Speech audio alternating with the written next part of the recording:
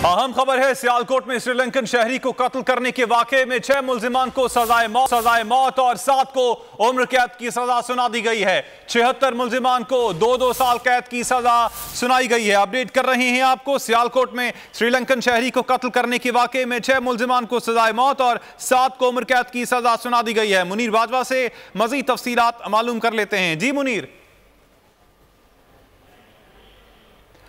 से एक बार फिर से राब्ता करने की कोशिश करेंगे। सियालकोट में श्रीलंकन शहरी को कत्ल करने के वाकये में 6 मुल्जिमान को सजाए मौत और 7 को उम्र कैद की सजा सुना दी गई है। 76 मुल्जिमान को 2-2 साल कैद की सजा सुनाई गई है।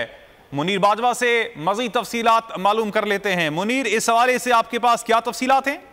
जी बिल्कुल, साजिश दहशतगर्दी अदालत ने श्रीलंकन शहरी को कत्ल करने वाले 6 मुल्जिमान को मौत की सजा सुनाई है, जबकि अदालत ने 9 मुल्जिमान को उम्र कैद और 1-1 लाख रुपए जुर्माने की सजा भी सुनाई है। साजिश दहशतगर्दी अदालत गुजरांवाला की जज ने कोट लखपत जेल में इस केस का ट्रायल किया और आज इस केस का फैसला सुनाया है। और प्रोसिक्यूशन की टीम ने सेक्रेटरी प्रोसिक्यूशन की सरबराही में आज प्रेस कॉन्फ्रेंस के जरिए इस केस का फैसला जो है उसको इस हवाले से मीडिया को आगाह किया है, क्योंकि तो कोट लखपत जेल में किया गया था और इस ट्रायल के दौरान प्रोसिक्यूशन की जानिब से 46 चश्मदीद गवाहान को अदालत में पेश किया गया था और 10 CCTV कैमरों की फुटेज को चालान का हिस्सा बनाया गया था, जबकि 55 मुल्जिमान के मोबाइल फोन से मिलने वाली वीडियोस को भी इस चालान का हिस्सा बनाया गया था। बहुत शुक्रिया मुनीर, आपने इस हवाले से अपडेट किया।